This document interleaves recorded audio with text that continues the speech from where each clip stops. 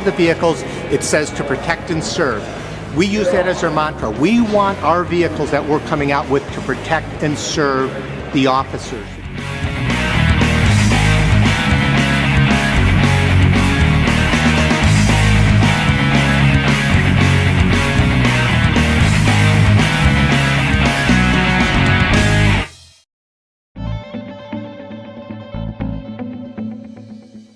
Meet the new Ford Interceptor and utility police cars, coming to a police department near you at the end of 2011. We've been the dominant leader in the police industry for years, capturing over 70% market share. And Crown Victoria was the right vehicle at its time for the product. But it's time to transition to a new generation of police vehicles. What's your first impression? What's your immediate kind? I like them. Yeah?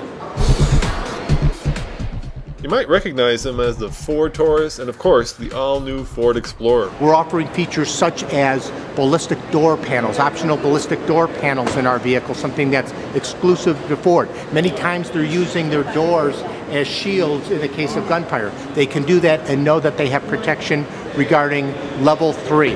Other features in terms of safety. Safety is keeping your hands on the wheels, eyes on the road. Working with our advisory board, one of the things that we took a look at is migrating the electronics. There's a lot of electronics in the vehicle. When officers are turning on their sirens or their lights, many times they're turning over, looking at the computer or the dial here. I can take you a look. Yeah, let's look at it. Show me. You can sit down in the car and show me what. And these, what I'm going over are unique features for our vehicles here, but you can see. So here's an interior cockpit. This is typical of what would be an officer. You have your computer here, you have your buttons, you have your controls all down here. Again, very common. A lot of buttons. A lot of buttons, very good. And generally these are touch screens. So your controls, if this was on, you would see touch screen for do things. So if you're in, all of a sudden you see an incident happening, you have to go on a chase, the first thing you're going to want to do is turn on your sirens, turn on your lights. First thing you do is go over, hit the buttons. As you can see, we have mappable buttons up here for what's called our My Ford Touch controls that are used for audio, temperature control. So one of the things we looked at is, could we design these to be adaptable for the industry? So we are making this available so the police industry can map their sirens, their lights directly to the buttons. As you can see, red lights, blue lights, it has the controls here, so they can keep their hands on the wheels and operate lighting and siren. That's a good safety feature because they're not distracted. And before you were telling me that the seat is specially designed for police officers. Obviously they're wearing body armor and they're wearing guns and there's a big belt around their waist. Well, and I go back to say, we call this their office. They are in this 8-10 hours a day driving around, and it's important that they're comfortable and they don't become fatigued. They wear a lot of equipment, the guns, as you say, their holsters, their handcuffs and such. So what we did was, when we were bringing our advisory board members in to meet with the engineers, one session, for an example, we had the seat engineers in, and we told our advisory board members, come in full gear. We'd have them sit in the seat. The seat engineers would sit there and take a look at what was hitting the seat, what was constricting the elements there. And so they would take the seat out and have special foam saws they would start trimming the foam, putting it back and getting them in there for maximum comfort, but also they've also designed the seats for police for their application, high-speed pursuits, high-speed cornering, to give them good bolster support as they're operating that way. A good example is the seatbelt. Little things like that. When you have your gun on, it could encroach on the seatbelt. We've extended the seatbelt opening, number one, so it's easier for that, but quickness of getting out, quickness of unlatching it to get out of their vehicle, which is important to them. Show me the back end of this car. You said this is also a little different than the old Crown Vic.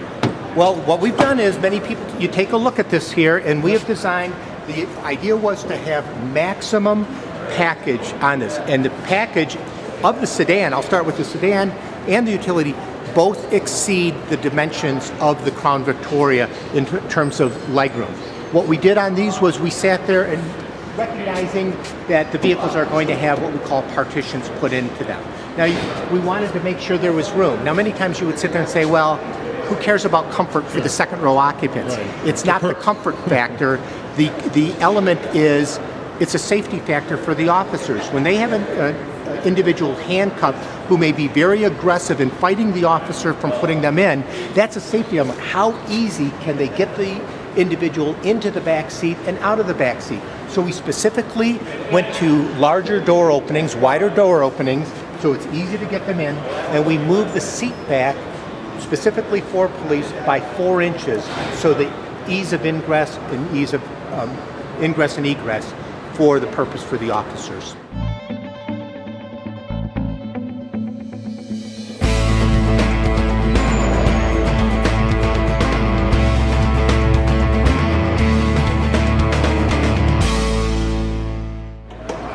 All right, so let's talk about the power plants. Okay. This is the base, you said, the 3.5. Tell me about this power plant and tell me about the specifications in the car. Okay, what we have is, what's nice is where they had a single Crown Victoria offering before, today we're giving them the choice. We started off before the sedan and the utility, so let's call that choice number 1. Right. Choice number 2 would be front-wheel drive or all-wheel drive. Third choice could come down to power plants. The power plants for the base unit is 3.5 liter TI VCT, twin independent variable cam timing, that will deliver in excess of 270 horsepower. Now by comparison, the Crown Victoria V8 is only 250. So it's extremely powerful, but most importantly, it's fuel efficient. And in today's environment, when agencies are under budget constraints, any way that we can save them money without compromising on performance is important to us.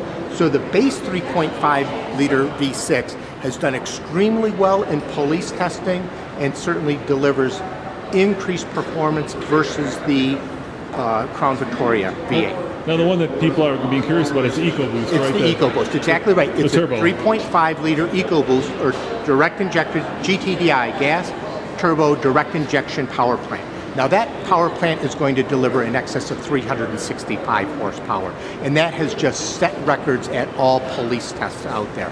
That is a high pursuit, powerful performing engine that is available for applications where they need that. And that's what's nice about having the choice is the agencies aren't restricted to only one. They can now select what best meets the needs of their agency.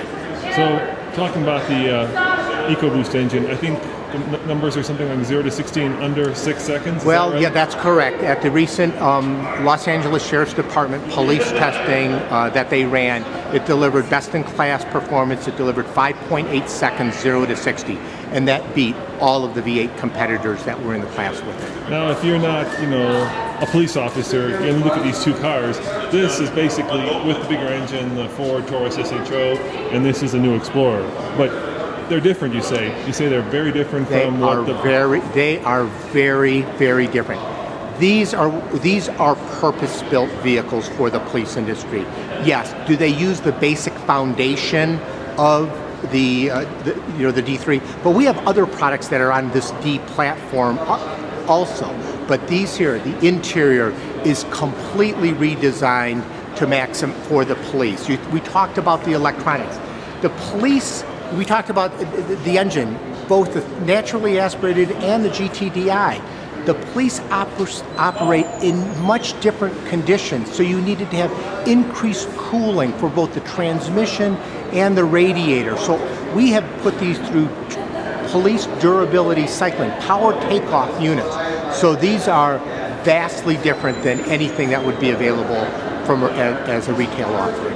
All right, and last question. Obviously, GM's coming out with a new car as well. Right. It's built on the Holden platform, which is GM's manufacturing partnership or ownership in Australia. Right. What makes this better than the GM version? Why is the Interceptor better than the Holden source GM? Well, I can go into specifics. For an example, one of the key features that we didn't talk about on the vehicle on the interior is the fact that we're migrated to what the office agencies want, which is a column shift.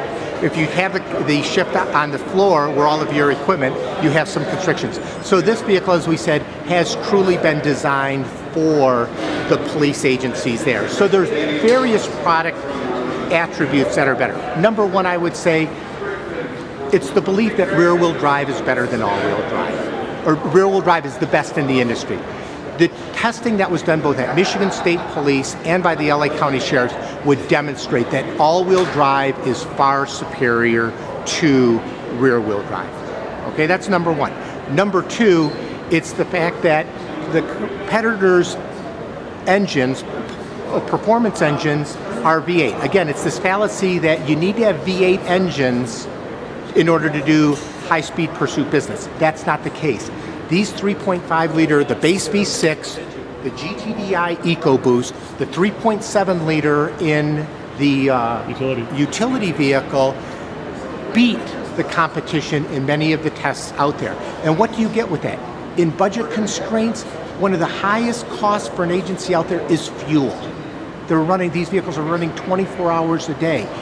These are offering V8 performance that is exceeding that of the competition with fuel economy that is over 20% better than the Crown Victoria V8. And for an agency to be able to save 20% on their fuel costs annually, that's a tremendous benefit. And that's something that we're offering, especially in our performance powertrains, that the competition isn't. No, the Crown Victoria's owned the majority of the market, so it's been the dominant car. You said, I think, 70% up to about 70%. Yeah, right. When will people start to see these out on the roads? In other words, when do you got to start looking out for the new sedan and the new utility in the rearview mirror? We're continuing to build Crown Victoria. Agencies are continuing to buy Crown Victoria. Again, it comes back to this. This is the dominant player, and they love this vehicle. We'll begin producing these vehicles, and so that will continue on through the 2011 model year. We'll begin producing these vehicles in the fourth quarter of 2011. So shortly when the Crown Victoria starts phasing out, these vehicles will start production. So basically 2012, start looking for these in That's your correct. mirror. Thanks. Crown Vic's been around a long time, but it's been a workhorse, you know. It's been around. It's been around a long time because of that. It's proven itself there, and that's one of the things that the new vehicles are going to have to do is prove themselves, and time will only tell. You know, I couldn't have said it better myself. Roman Micah reporting for TFLcar.com.